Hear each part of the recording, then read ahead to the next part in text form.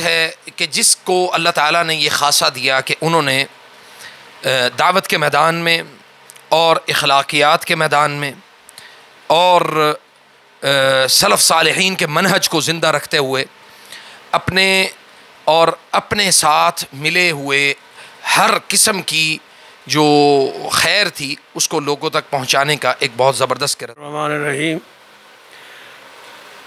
ایک پرامن جماعت ہے، آج تک کسی کو انہوں نے چھیڑا نہیں ہے۔ اللہ ان کو سلامت رکھے، آمین۔ انہوں نے دین کے کام میں، قرآن اور حدیث کے معاملے میں سب سے آگے بڑھ بڑھ کے کام کیا ہے۔ لیکن انڈیا جو ہے نا وہ مسلسل ہمیں یہ کہتا ہے، ہمارے بارے میں یہ کہتا ہے کہ یہ جی آتنکوادی ہیں، یہ وہ لوگ ہیں جو جنہوں نے انڈیا کے اندر دہشت پھیلا رکھی ہے۔ ایسا کوئی منظر کبھی آپ نے پاکستان میں دیکھا ہے یا ہندوستان میں چلے دیکھا ہو کوئی ایسا منظر؟ دیکھو جو مسجدوں پر حملے وہ کرتے ہیں، آتنکوادی انہیں کہتے ہیں۔ دہشت گرد ہمیں بنا رہے ہیں اور مساجد کو، ہماری مساجد کو وہ گرا رہے ہیں۔ جہاں قرآن پڑھا جائے، حدیث پڑھی جائے، ہاں جی، اللہ کا کلام پڑھا جائے، اس کو کہتے ہیں کہ یہ آتنکوادیوں کا یہ جگہ ہے، یہ ہے، وہ ہے، ہم نے ان کو تباہ کر دیا اور مسجدوں کو تباہ کر دیا۔ اللہ کے ساتھ مقابلہ کیا ہے، جو اللہ کے ساتھ مقابلہ کرتا ہے وہ انشاءاللہ ختم، نیست و نابود ہو جائے گا۔ جو اللہ تعالیٰ کے گھروں کے ساتھ، دیکھیں اللہ تعالیٰ نے بڑی خوبصورت جو ہے نا ایک آیت نازل کی، یعنی سورت نازل کی، جس کا مفہوم تھا الم تر کیف فعل ربک باصحاب الفیل الم یجعل کیدہم فی تضلیل وارسل علیہم طیرا ابابیل ترمیہم بحجارۃ من سجیل فجعلہم کعصف مأکول۔ بطور مسلمان ہمارے اندر یہ عقیدہ ہونا چاہیے کہ جو رب کے گھر ہیں ان کی حفاظت رب ہی کرنے والا ہے۔ تو اللہ تعالیٰ نے ہمیں ایک آزمائش میں مبتلا کیا ہے۔ ہماری مسجد شہید ہوئی، مساجد شہید ہوئی، بہاولپور میں مسجد شہید ہو گئی، مسجد بلال کو شہید کر دیا، مسجد ام القریٰ کو شہید کر دیا۔ یہ خاص طور پہ ان مساجد کو نشانہ بنایا۔ پاکستان میں تو ہزاروں مساجد ہیں۔ آپ اس کے بارے میں کیا کہیں گے کہ اللہ کے دشمنوں کو خوف کن لوگوں سے؟ ہماری پاک فوج نے صرف اشارہ دکھایا ہے، صرف اشارہ، ہاں جی، لڑے تو ہے ہی نہیں۔ اگر لڑیں تو کفر اور اسلام کی یہ جنگ ہے۔ بالکل۔ ہمارے ساتھ کیسے لڑ سکتے ہیں وہ؟ ہمارے اندر ایمان ہے، ان کے اندر ایمان نہیں ہے، وہ خالی ہیں۔ خالی برتن جو ہے وہ خالی ہوتا ہے، جو بھرا ہوا ہو اس میں طاقت ہوتی ہے۔ اللہ تعالی ہمیں اور ہماری فوج، پاکستان فوج، پاک فوج زندہ باد، پاک فوج زندہ باد۔ پاکستان ایئر فورس کے جو جوان اور شاہین، ان کے لیے کوئی پیغام چھوٹا سا آپ بتانا چاہیں؟ ایک نوجوان اٹھا ہے، فیصل آباد سے اٹھا، چھوٹا بچہ ہے، اور بچے نے ان کو اور چھٹی کا دودھ پلا دیا ہے، یاد کرا دیا ہے۔ اور کیا یاد کریں گے ہندوستان والے؟ ہم مقابلہ کرتے ہیں، واہ جی واہ، کس کے ساتھ مقابلہ کرتے ہیں؟ ہمارے ساتھ مقابلہ نہیں کر سکتے، مر جائیں، ختم ہو جائیں گے وہ۔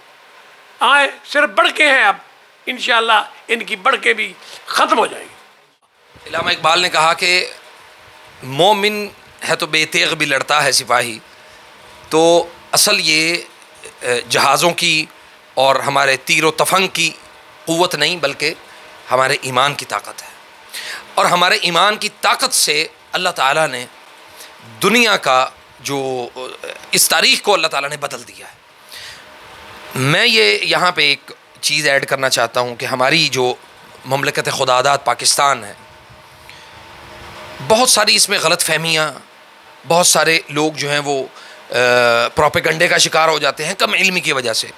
کئی دفعہ ہم بھی ہوئے، اور بے شمار ایسے واقعات ہوئے یا بے شمار ایسی چیزیں جو ہے نا وہ ہمارے سامنے واقعہ ہوتی رہیں کہ جس کو میں یہ سمجھتا ہوں کہ ہمیں اس کے اوپر نا اللہ تعالیٰ سے معافی مانگنی چاہیے کہ جب ہم اپنے افواج اور اپنے اداروں کے خلاف عوام کے اندر یہ چیز جمع ہو جائے گی تو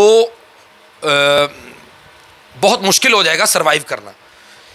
یہاں پہ میں مولانا صاحب سے ایک سوال کرنا چاہتا ہوں کہ آپ عوام الناس کو یہ کیا پیغام دینا چاہتے ہیں کہ ادارے اور ہماری افواج، مسلح افواج، نہتے نہیں، مسلح افواج، اور خاص طور پہ اس وقت جو جنرل عاصم منیر صاحب ہیں، ان کے بارے میں آپ کیا پیغام دینا چاہتے ہیں؟ جنرل عاصم منیر ایک ولی شخص ہے،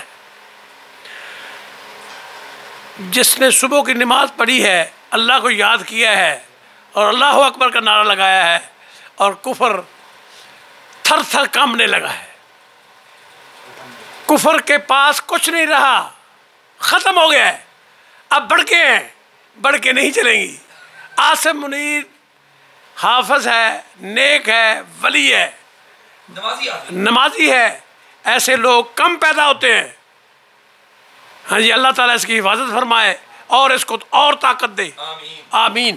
اچھا، انڈیا کا میڈیا ایک پروپیگنڈا کر رہا ہے، یہ جی جہادی عاصم منیر ہے، ہر مسلمان ہوتا ہی جہادی ہے، مسلمانوں کو حکم ہے نا، وجاہدوا فی سبیل اللہ حق جہادی، اللہ کے راستے میں جہاد کرو جس طرح جہاد کرنے کا حق ہے۔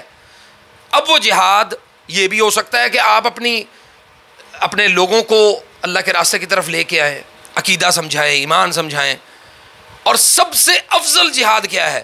جو اللہ کے راستے میں تلوار کے ذریعے سے، یعنی ہتھیار کے ذریعے سے کیا جائے، اور ہتھیار کے ذریعے سے جہاد ان کے خلاف کیا جاتا ہے جو آپ کے خلاف کھڑے ہوں۔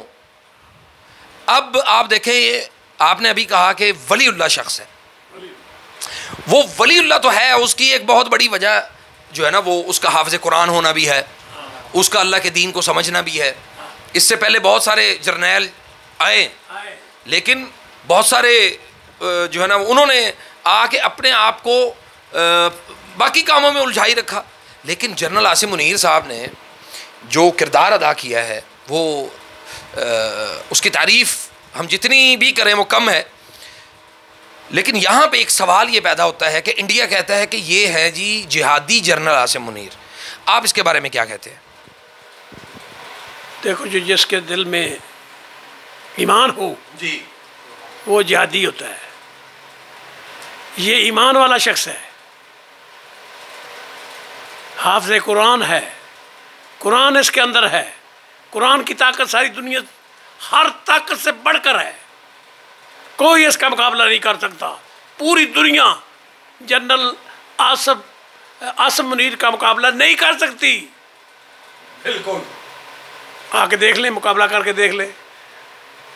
ہاں جی، اللہ تعالیٰ اس کو اور طاقت دے اور ایمان کی طاقت، آمین۔ ارشاد الحق عصری صاحب نے آج ہمارے ساتھ بہت زبردست گفتگو کی ہے، تو انشاءاللہ تعالی ہم آئندہ بھی آپ کے ساتھ مختلف موضوعات کے اوپر گفتگو کرتے رہیں گے۔ جیسے کہ میں نے کہا کہ ہمارا چینل جو ہے وہ تھوڑا سا اس کا ہم جو سینیریو ہے وہ ہم تبدیل کر رہے ہیں، اس کو ہم یعنی اس پہ ہماری سیاسی گفتگو بھی ہوا کرے گی اور معاشرتی مسائل کے اوپر بھی گفتگو ہوا کرے گی انشاءاللہ، اور اس کے ساتھ ساتھ ہم جو ہمارے علاج سے ریلیٹڈ جو مسائل ہیں ہم اس پر بھی وقتاً فوقتاً گفتگو کرتے رہا کریں گے۔ تب تک کے لیے اجازت دیجیے۔ اللہ خیر، السلام علیکم ورحمۃ اللہ وبرکاتہ۔